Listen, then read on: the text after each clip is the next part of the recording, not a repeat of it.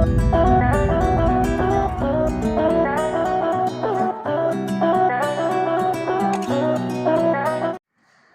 Morning students. आज आपका नया चैप्टर है, चैप्टर नंबर 7 मैक्रो का। ठीक है, चैप्टर नंबर 7 का नाम है आपका aggregate demand and aggregate supply and related concept. Aggregate demand क्या है, एग्रीगेट सप्लाई क्या है और उससे रिलेटेड क्या क्या कॉन्सेप्ट आपके बनते हैं। ठीक है, तो मतलब यहाँ पे सबसे पहले हम लेके चलेंगे एग्रीगेट डिमांड का। Aggregate demand is denoted by AD aggregate demand. Aggregate demand आप लोगों ने 11वीं क्लास में पढ़ा था, डिमांड पढ़ा था 11वीं क्लास में पढ़ा था डिमांड, 12th क्लास में पढ़ रहे हैं एग्रीगेट डिमांड। आपको मैंने जब 11वीं क्लास में पढ़ाया था तो आपको वहाँ पे बताया भी था कि डिमांड का मतलब आपका यहाँ पे ये है कि एक किसी पर्टिकुलर एक पर्सन, इंडिविजुअल पर्सन या किसी एक इंडिविजुअल ऑर्गेनाइजेशन या इंडिविजुअल इंडस्ट्रीज की जो डिमांड है उसको आप बोलते हैं डिमांड। बट जब यही आप पूरी एक इकोनॉमी के लेवल पे चलते हैं कि पूरी होल ऑफ इकोनॉमी में कितना आप डिमांड कर रहे हैं, कितना आप डिमांड करने की इच्छा रख रहे हैं, तो उसको बोलते हैं एग्रीगेट डिमांड।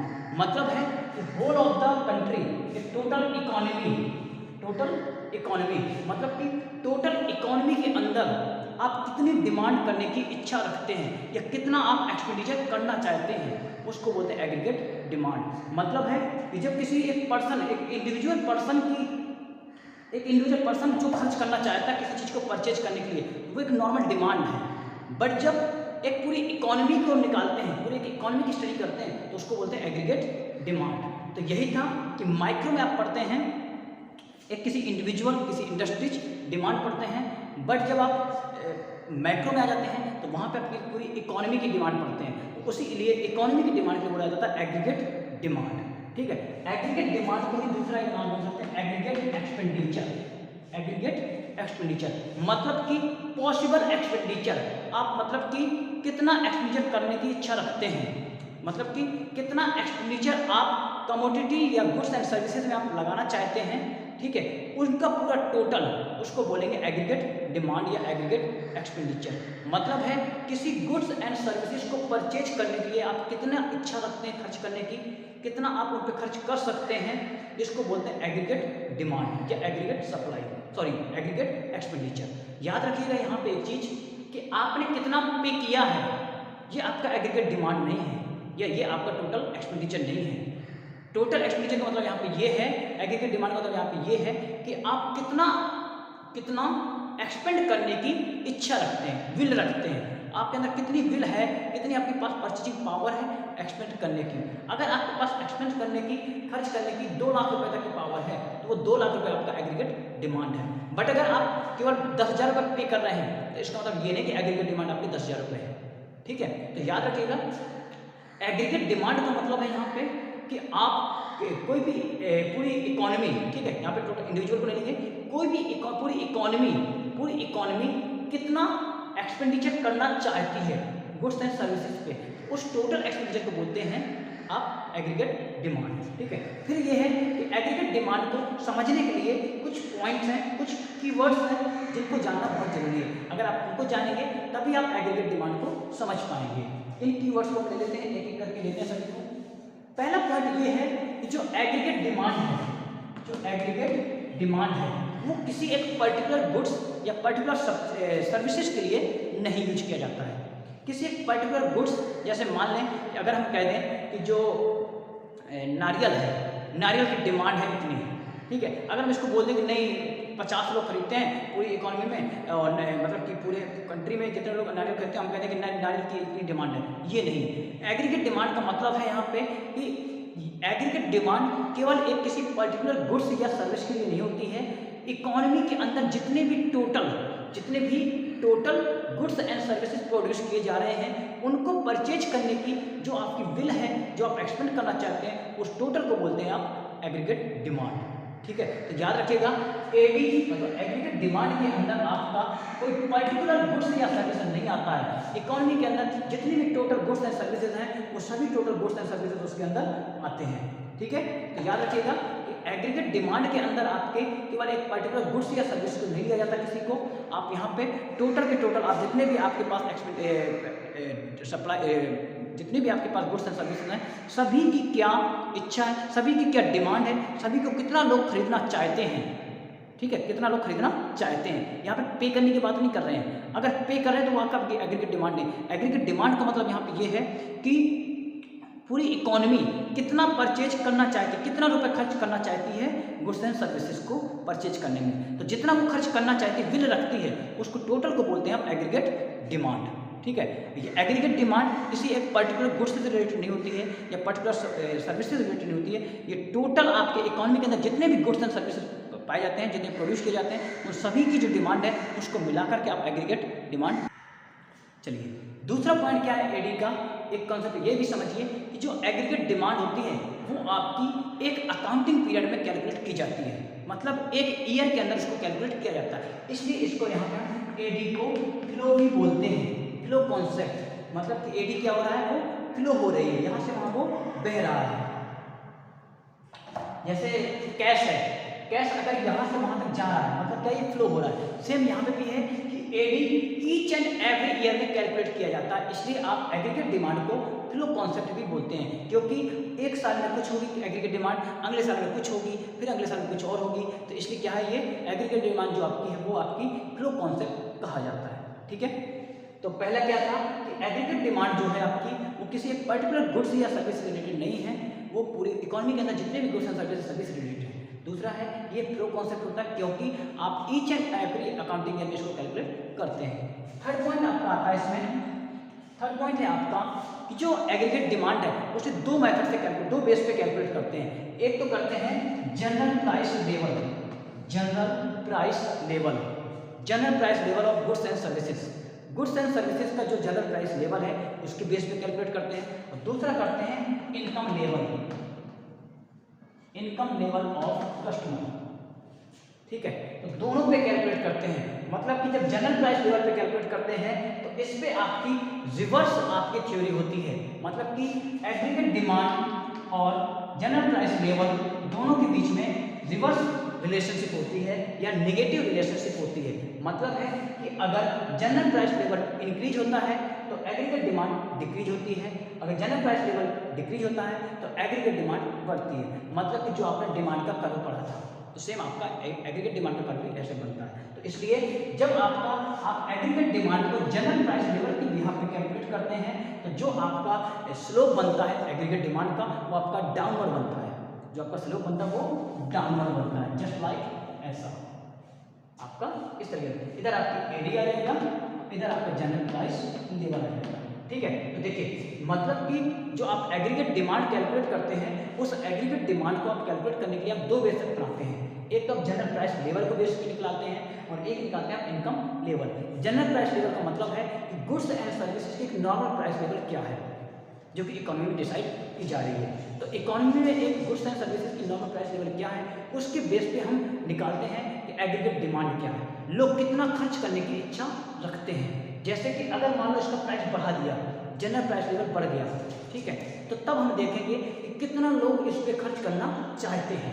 जैसे मान लो कोई मोबाइल फ़ोन है उसका अगर प्राइस बढ़ा दिया जाए तो देखेंगे कि कितना लोग उस पर खर्च करना चाहते हैं, उसको बोलेंगे एग्रीगेट डिमांड। ऐसा नहीं कि जैसे कि हमने 10,000 की जगह 15,000 कर दिया तो हम कह देंगे कि और 5 लोग खरीद पा रहे हैं, तो इसका मतलब ये नहीं कि 5 लोग ही एग्रीगेट डिमांड है। मतलब है कि उसको खरीदने के लिए कितने लोग खर्च करना चाहते हैं, वो करें या ना करें वो बात अलग है, खर्च करना चाहते हैं। तो जितना खर्च करना चाहते हैं आप उस गुड्स एंड सर्विस को परचेज करने के लिए, तो उन सबको मिला करके उस पूरे एक्सपेंडिचर को मिला करके आप बोलते हैं यहाँ पे क्या बोलते हैं एग्रीगेट डिमांड, ठीक है। तो aggregate demand general price level में क्या होता है, निगेटिव रिलेशनशिप होती है, एडवर्स रिलेशनशिप होती है। मतलब कि जो आपका एग्रीगेट डिमांड है जो आपका कर्व जाता है वो डाउनवर्ड जो स्लोप होता है उसका, ठीक है, उसका स्लोप डाउनवर्ड होता है। मतलब है इसका मतलब है कि जब आपका जनरल प्राइस लेवल पीक पे होता है, बिल्कुल हाईएस्ट पॉइंट पे होता है, तब आपकी एग्रीगेट डिमांड बिल्कुल लोएस्ट पॉइंट पे होती है, ठीक है। फिर इसके बाद इसको अगर बनाएंगे इस तरीके से बना सकते हैं, ये बनेगा, ठीक है। फिर जैसे जैसे जनरल प्राइस लेवल आपका कम होता जाता है एग्रीगेट डिमांड आपकी बढ़ती जाती है। आप खुद जानते हैं कि अगर चीज़ों के रेट कम किए जाएंगे, गुड्स एंड सर्विस के रेट कम किए जाएंगे तो अपने आप क्या होगी, डिमांड उसकी बढ़ती है।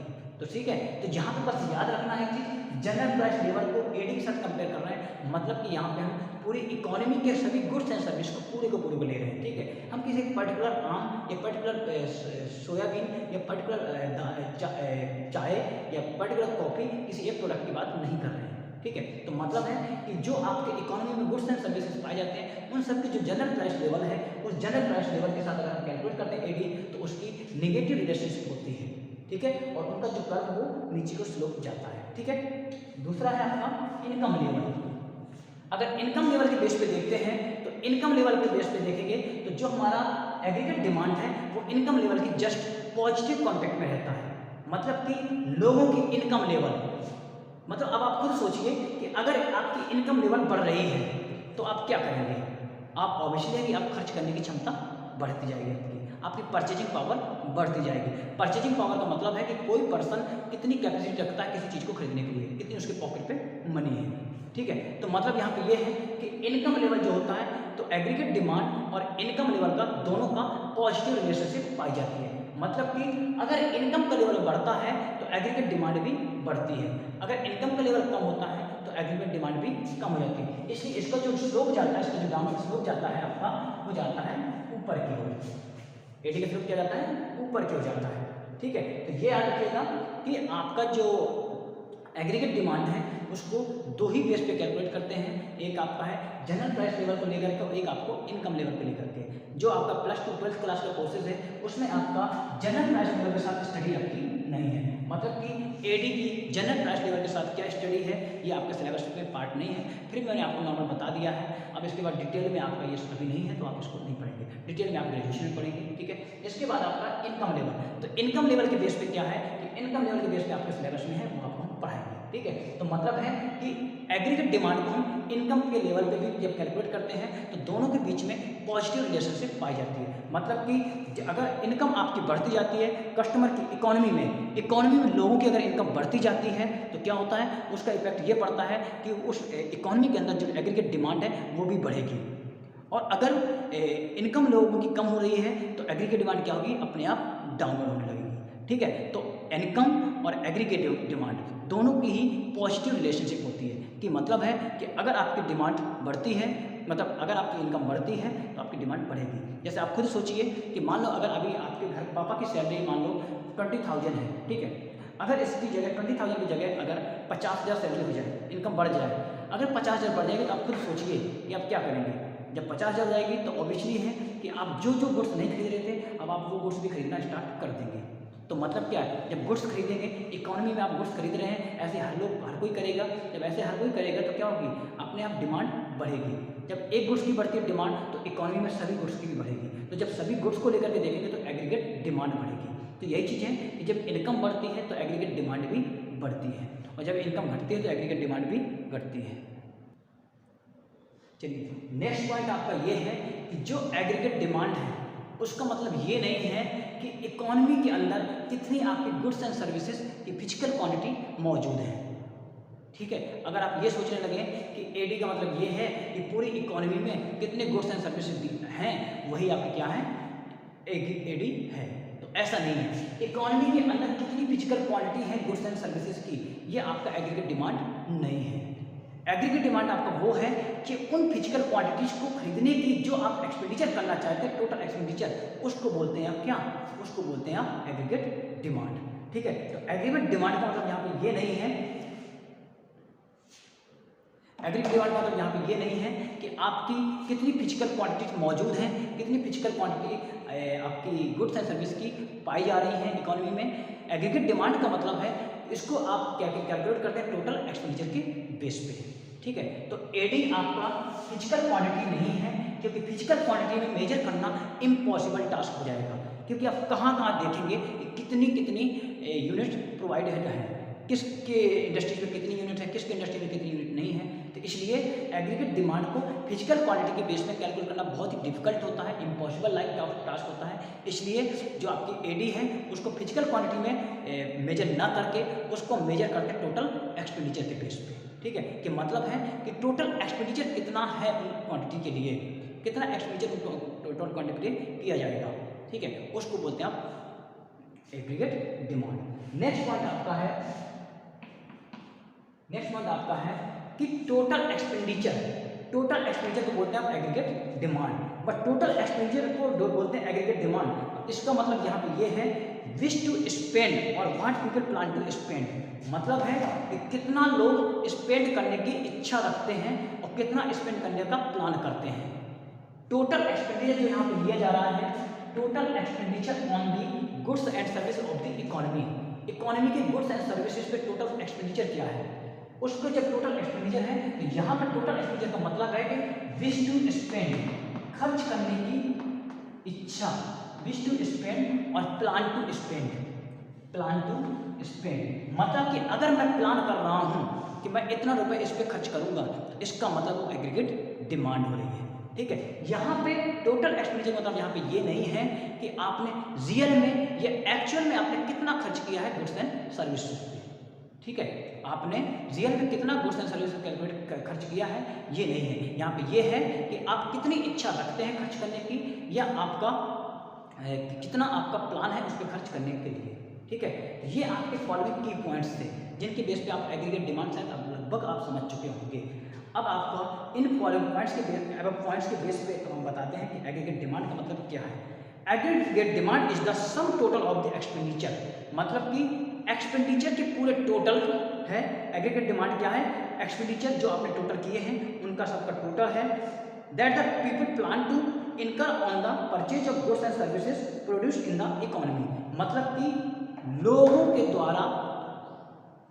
द्वारा इकोनॉमी में प्रोड्यूस गुड्स एंड सर्विसेज के लिए जो प्लान है खर्च करने के लिए, जो एक्सपेंडिचर करने के प्लान है, उसको बोलते हैं आप एग्रीगेट डिमांड।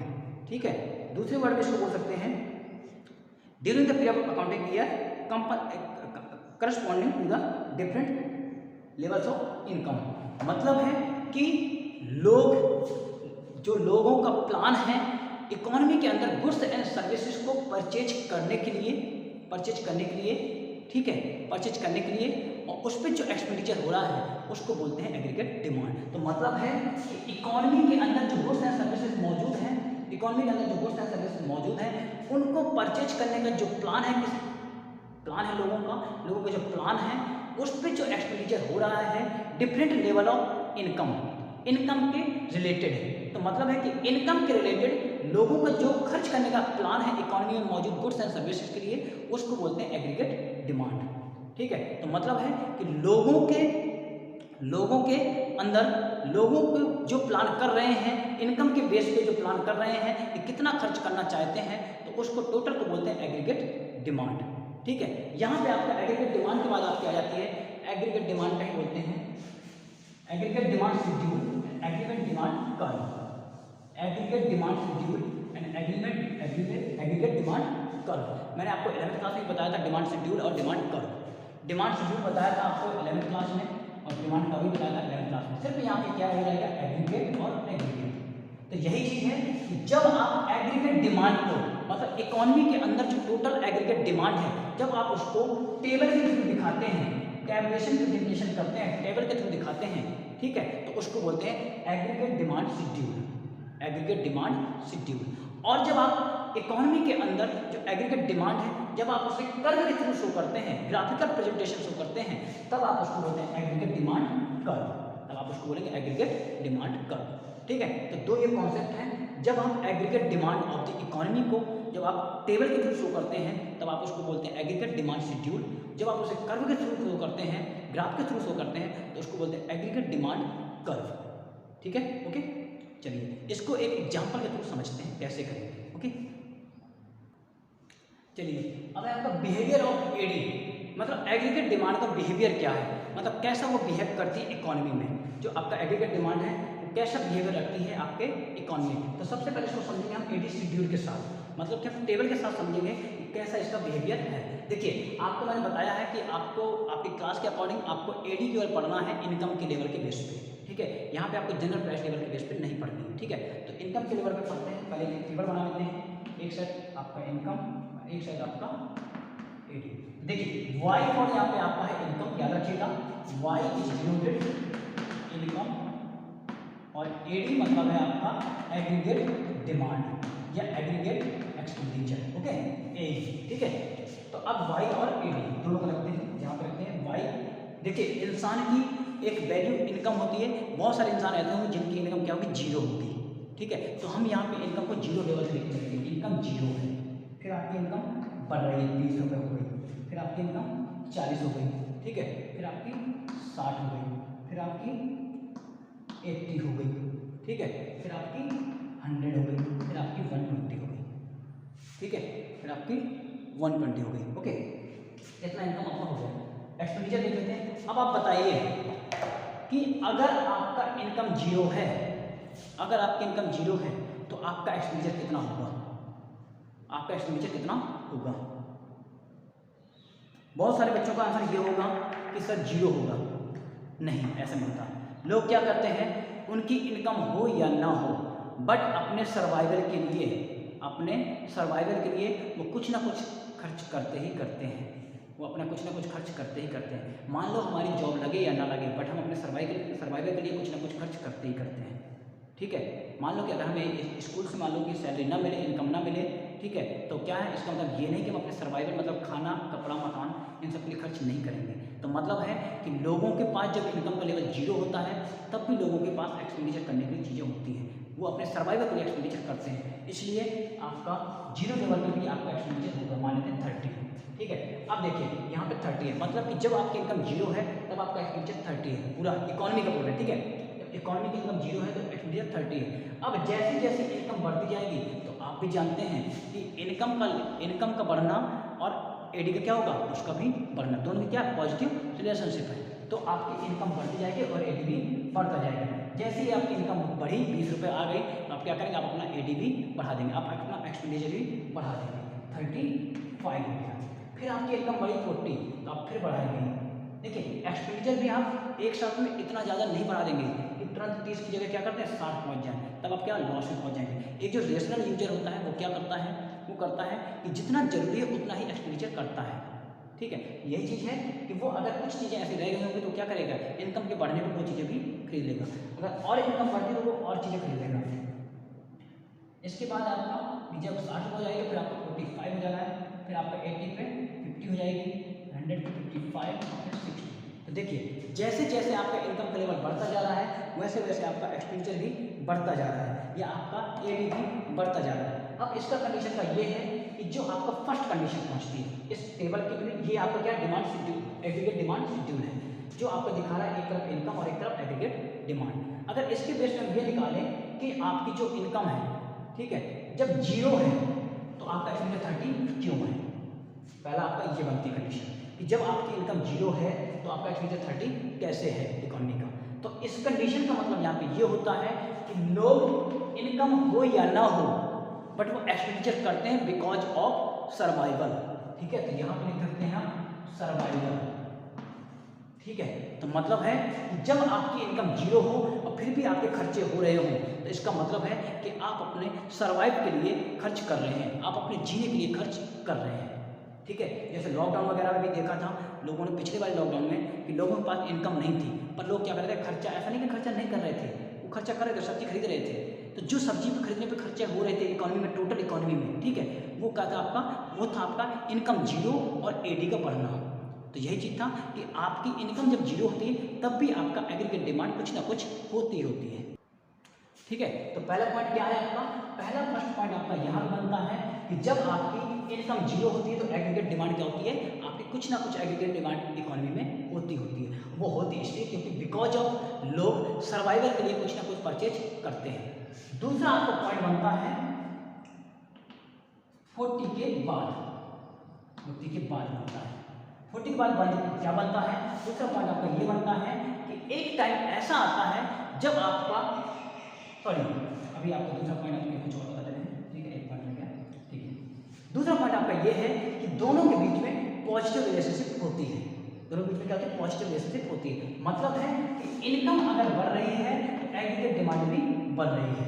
तो देखिए दूसरा पॉइंट आपका ये है कि एग्रीगेट डिमांड एंड इनकम के बीच में पॉजिटिव रिलेशनशिप पाई जाती है। That's why income increase, aggregate demand also increase. Income decrease, that's why aggregate demand will also decrease. ठीक है, दूसरा पॉइंट ये था। तीसरा पॉइंट आपका ये बनता है, तीसरा पॉइंट आपका बनता है 40 के बाद। छोटी बात क्या बनता है कि एक टाइम ऐसा आता है कि जब आपकी डिमांड तो इंक्रीज हो रही, सॉरी, जब आपकी इनकम तो इंक्रीज हो रही है और साथ साथ एडी भी इंक्रीज हो रही है, बट ऐसी कंडीशन में क्या होता है, इनकम पीछे छोड़ देती है एग्रीगेट डिमांड को। मतलब कि तब इनकम बहुत ज़्यादा हो जाती है और डिमांड बहुत कम रह जाती है। वो रेशनल बिहेवियर ये इसलिए होता है क्योंकि जब इनकम लोगों की ज़्यादा बढ़ती है तो लोग क्या करते हैं, लोग अपने पास सेविंग करना स्टार्ट कर देते हैं। लोग क्या करते हैं, अपने पास सेविंग करना स्टार्ट कर देते हैं। तो यही चीज़ है कि एक लेवल ऐसा आता है जब आपकी डिमांड बढ़ती तो है बट डिमांड और जो आपकी इनकम है उसमें बहुत ज़्यादा डिफरेंस हो जाता है। इनकम बहुत ज़्यादा होती है और डिमांड आपकी एग्रीगेट डिमांड आपकी बहुत कम होती है। ऐसे करने से क्या होता है, जो डिफरेंस जो अमाउंट उनके पास बचता है कस्टमर के पास, वो क्या करते हैं, उसको वो एज अ सेविंग के रूप में अपने पास रख लेते हैं। ठीक है, तीन कंडीशन है आपकी एग्रीगेट डिमांड शेड्यूल की। यही तीनों कंडीशन आप कर्व के थ्रू भी शो कर सकते हैं। मतलब यही है, कर्व के थ्रू भी शो कर सकते हैं। देखिए तो यही चीज़ आपका है कि पहला है आपका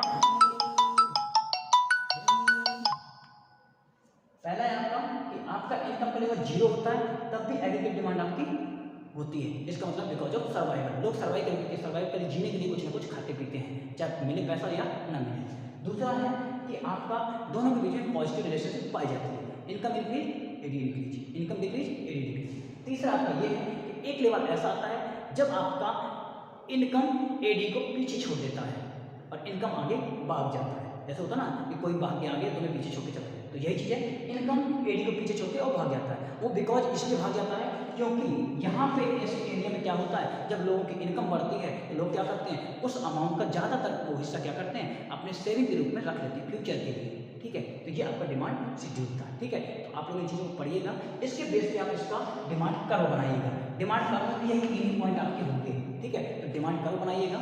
ठीक है, तो अगर आप डिमांड कर्व बना सकते हैं बनाइएगा, अदरवाइज मैं आपको कल इसके बारे में बताऊंगा कि एग्रीगेट डिमांड कर्व कैसे बनेगा। ठीक है।